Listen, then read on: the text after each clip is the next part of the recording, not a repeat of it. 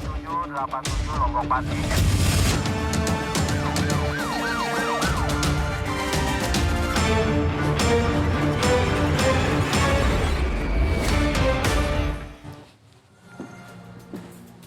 Halo sahabat RTV, berjumpa lagi dengan CSI catatan seputar investigasi. Ya, Ibtu Afiq, kita punya informasi apa saja untuk sahabat RTV? Ya, sahabat RTV, hari ini ada informasi maling bobol rumah warga dan gasak uang puluhan juta rupiah dan perhiasan emas. Ya, selain itu kami juga punya informasi polisi menangkap 12 orang yang melakukan penganiayaan terhadap seorang anggota polisi. Bersama saya Pramadika Samudra. Saya Ibtu Afi Olivia. Inilah CSI selengkapnya.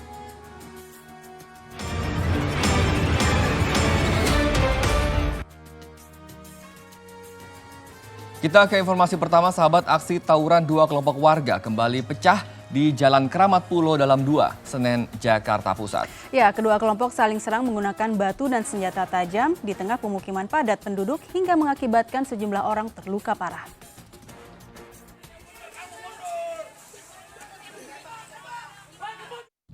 Dua kelompok warga di Jalan Keramat Pulo Dalam 2, Senen, Jakarta Pusat ini saling serang menggunakan batu dan senjata tajam.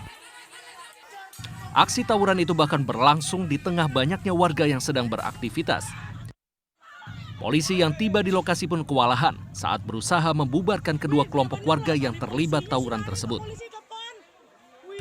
Menurut warga, aksi tawuran itu dipicu penyerangan dengan lemparan batu dan petasan oleh kelompok warga Gang 16 dan 17 ke arah warga yang tinggal di Gang 14.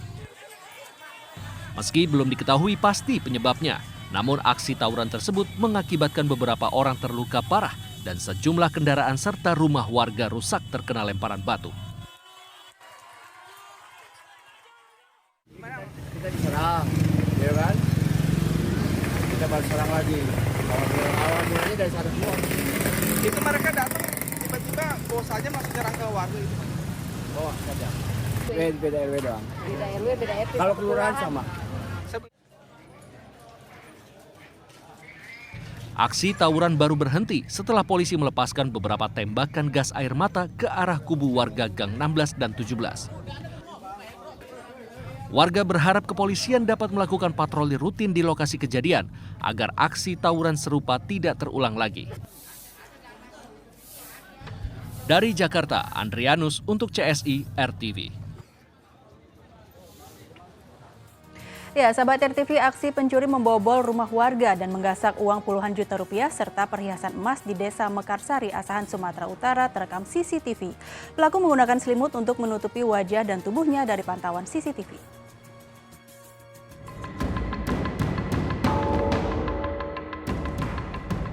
Pemuda ini menerobos masuk ke dalam salah satu rumah warga dengan menggunakan selimut untuk menutupi wajah dan tubuhnya di Desa Mekarsari, Kecamatan Pulau Rakyat, Asahan, Sumatera Utara. Pelaku kemudian dengan sengaja meletakkan selimut tersebut di depan CCTV hingga aksi pencuriannya tak terlihat. Meski begitu, aksi pelaku masih terekam CCTV di luar rumah korban usai menggasak uang senilai 20 juta rupiah dan perhiasan emas milik korban. Pelaku pun akhirnya berhasil diringkus polisi. Dari hasil pemeriksaan, pelaku mengaku telah menggunakan hasil curiannya itu untuk berfoya-foya dan bermain judi online. Setelah melakukan aksi, dibelikannya handphone tipu sebesar 1.900.000. Dibelikannya celana di Tanjung Bali, celana pendek 3 buah. Dan sisa uangnya itu sudah habis dibelanjakannya barang tersebut dan bermain judi online slot. Atas perbuatannya, pelaku dijerat dengan pasal pencurian dengan ancaman hukuman 5 tahun penjara. Dari Asahan, Sumatera Utara, Wahyu Maulana untuk CSI RTV. Ya, sementara itu sahabat, terpergok mencuri sepeda listrik, seorang pria babak belur dihajar warga Desa Cibolerang, Kabupaten Majalengka, Jawa Barat. Menurut polisi, pelaku mengaku nekat mencuri sepeda listrik untuk diberikan kepada anaknya yang sedang berulang tahun.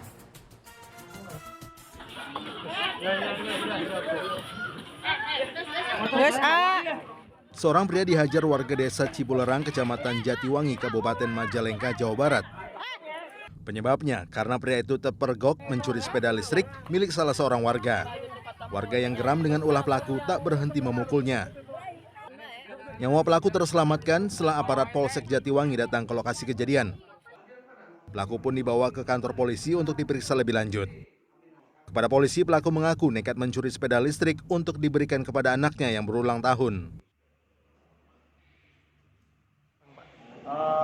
Yang ngambil mas 1 orang, tapi dia 2 orang, yang 1 bawa motor, jaraknya jauh, mungkin dia sepeda itu dituntun.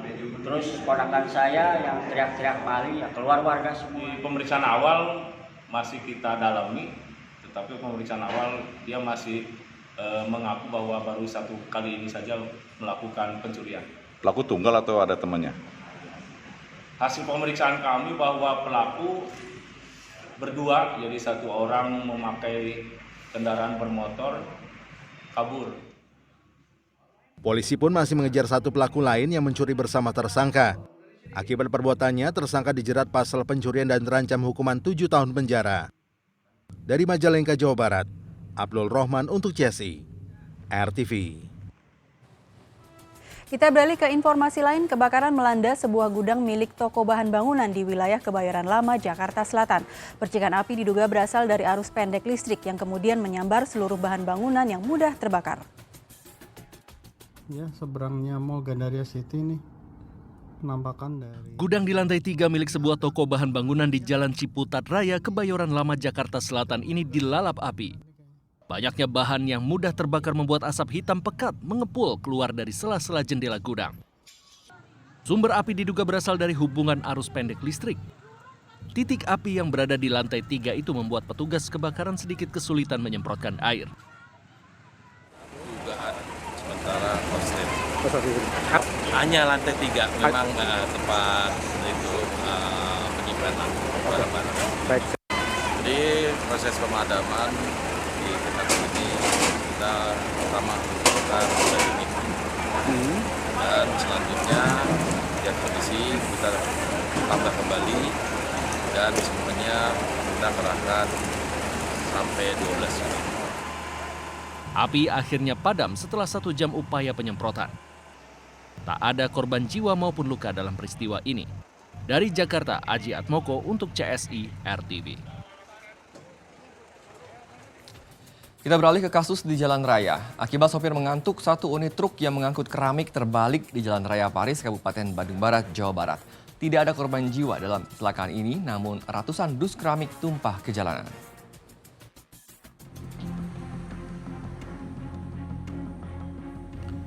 Satu unit truk yang mengangkut ratusan dus keramik terbalik di Jalan Raya Paris di dekat gerbang tol Padalarang Timur, Kabupaten Bandung Barat, Jawa Barat.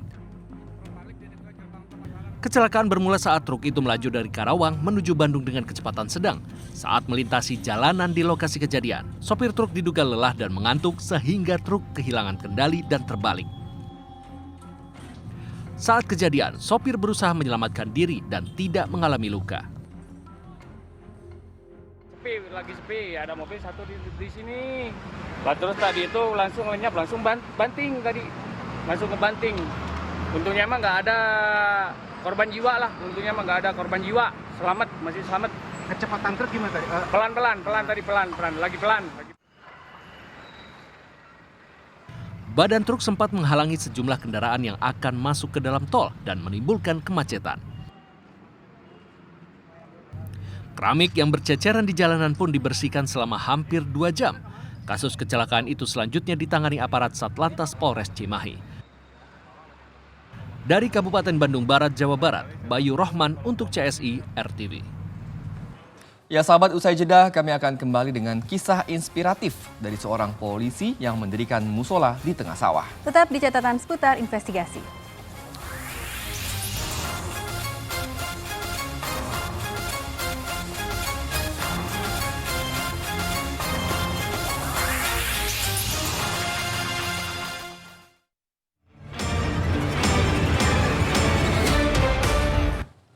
Ya, kembali bersama kami di CSI. Prihatin dengan kondisi petani yang setiap harinya sholat di pematang sawah, seorang polisi di Pati, Jawa Tengah menghibahkan tanahnya dan membangun musola di tengah sawah. Untuk membangun musola, ia bersama istrinya menyisihkan gaji untuk pembangunan musola. Dan berikut liputannya untuk Anda.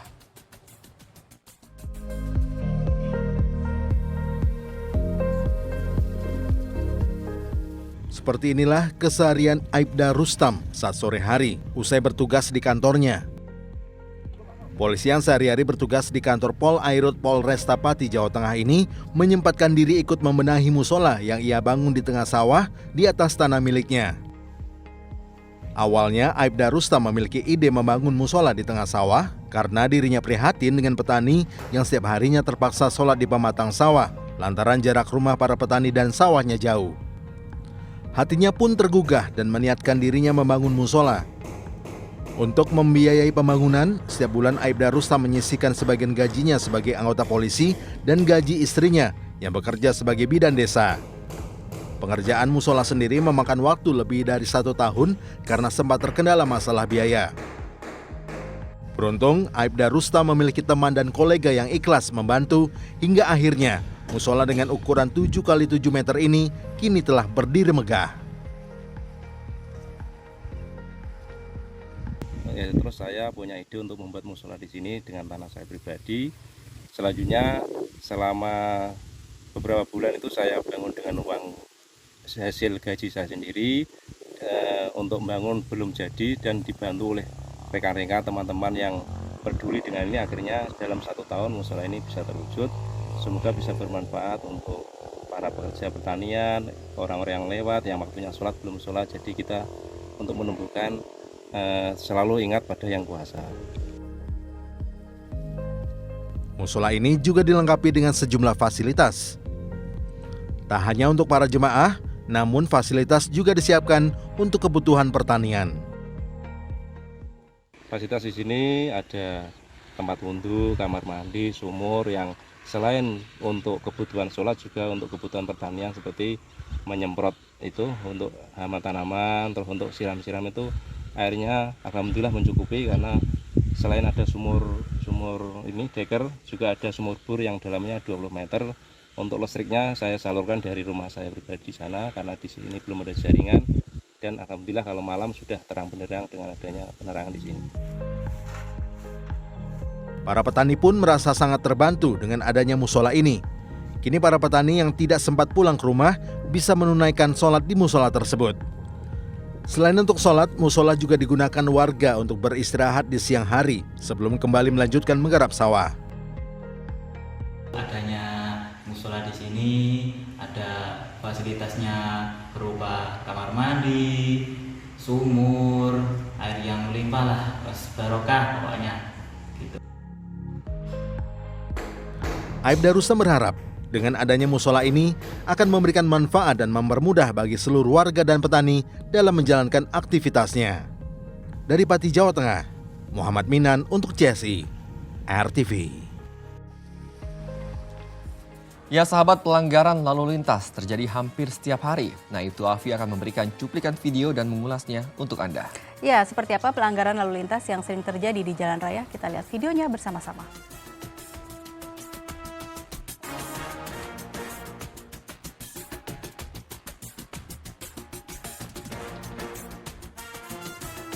Ya, sahabat RTV, pelanggaran yang sering kita lihat ini adalah tidak menggunakan helm penumpang kendaraan sepeda motor roda 2. Nah, ini juga dia membawa barang bawaan yang memang harus tidak boleh berlebihan seperti itu ya, karena ini kan berpotensi menyebabkan kecelakaan karena nanti supirnya tidak mudah melakukan manuver untuk belok kanan atau belok kiri.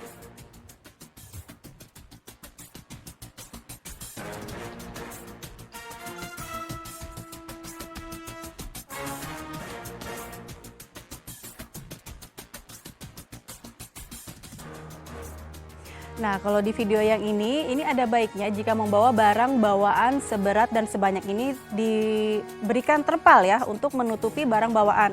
Kemudian juga jangan sampai melebihi tinggi dari kendaraan tersebut. Ini juga berpotensi terjadinya kecelakaan, karena itu juga memang kita harus bisa mengira-ngira barang bawaan dengan median kendaraan kita.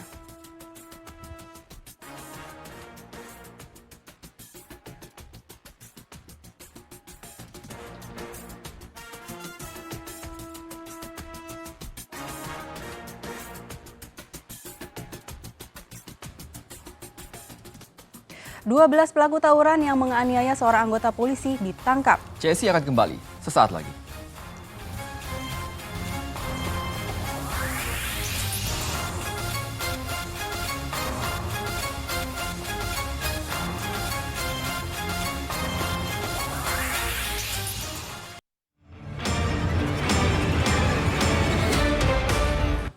Anda masih menyaksikan catatan seputar investigasi. Petugas Polres Metro Jakarta Pusat berhasil meringkus 12 pelaku tawuran. 8 diantaranya masih di bawah umur. Ya, tak hanya tawuran, para pelaku juga melakukan penganiayaan terhadap seorang anggota polisi hingga harus mendapatkan 10 jahitan di kepala.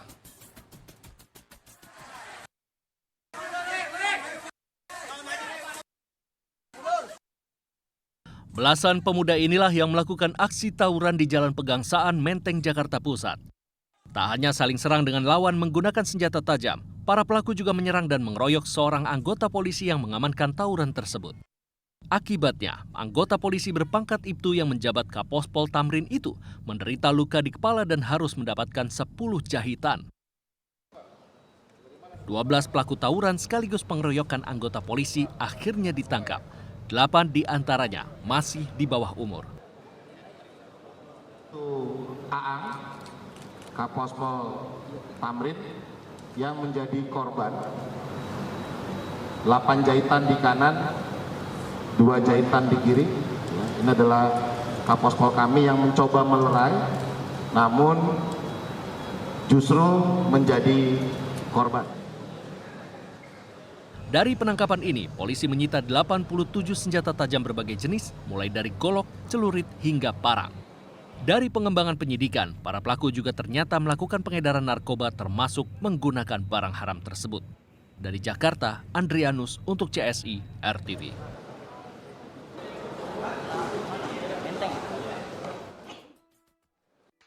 Yuk, scan ulang siaran digital kamu. Caranya mudah. Hidupkan set-top box dengan remote-nya. Lalu nyalakan televisi kamu. Setelah itu di menu pengaturan, pilih sistem penerimaan siaran. Selanjutnya, masuk ke program tuning otomatis untuk mencari siaran digital. Dan tunggu sampai prosesnya selesai. Jika siaran digital belum ditemukan, coba ulangi langkah sebelumnya untuk proses scan ulang. Atau pilih manual scan dan masukkan kode UHF sesuai kota masing-masing. Ayo, scan ulang siaran digital kamu sekarang. Jika ada kendala siaran RTV, hubungi semua sosial media atau website RTV. Ya sahabat, kita telah di penghujung acara, tapi jangan lupa untuk tetap saksikan catatan seputar investigasi di layar televisi Anda pukul 23 waktu Indonesia Barat. Akhir kata, saya Pramadika Samudra. Saya Ibtu Afi Olivia. Ingat, tak ada kejahatan yang sempurna. Sampai jumpa.